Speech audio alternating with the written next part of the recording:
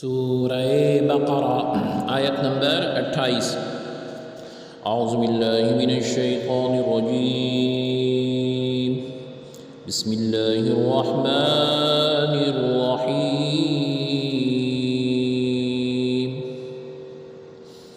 کیف تکفرون باللہ وکنتم امواتا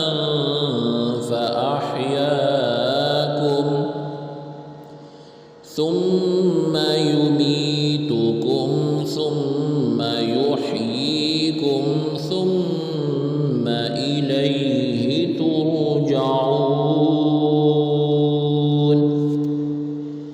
لفظی ترجمہ ہے کیفا کیسے، تکفرون انکار کرتے ہو تم، بی کا اللہ اللہ رب العزت، واہ اور، کنتم تھے تم، امواتن مردے، فا پس، احیا زندہ کیا اس نے،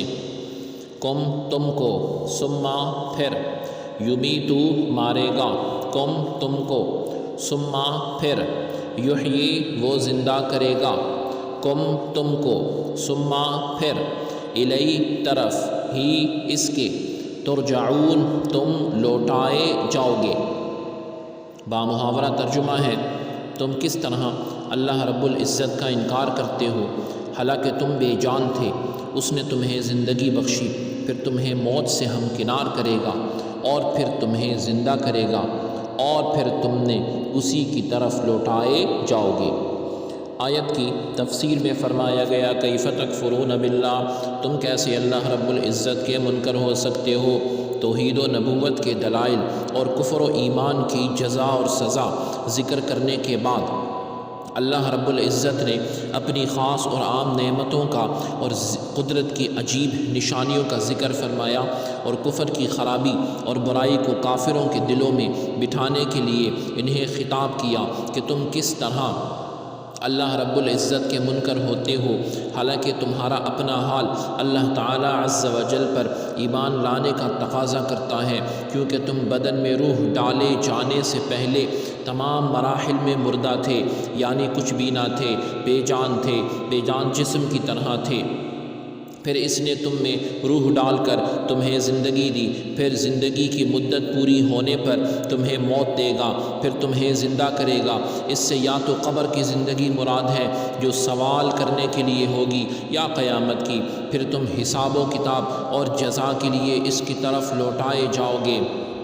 تو اپنے اس حال کو جان کر تمہارا کفر کرنا نہایت عجیب ہے۔ اس آیت میں غور کریں تو ہم مسلمانوں کے لیے بھی نصیحت ہے کہ ہم بھی کچھ نہ تھے، لیکن اللہ رب العزت نے ہمیں زندگی عطا کی اور زندگی گزارنے کے لوازمات عطا فرمائے، نعمتیں نوازی، اور اس کی عطاؤں سے فائدہ اٹھا کر اس کی یاد سے غافل ہونا اور ناشکری اور غفلت کی زندگی گزارنا کس طرح اور یعنی کسی حالت میں بھی ہمارے لیے شایع نشان نہیں ہے۔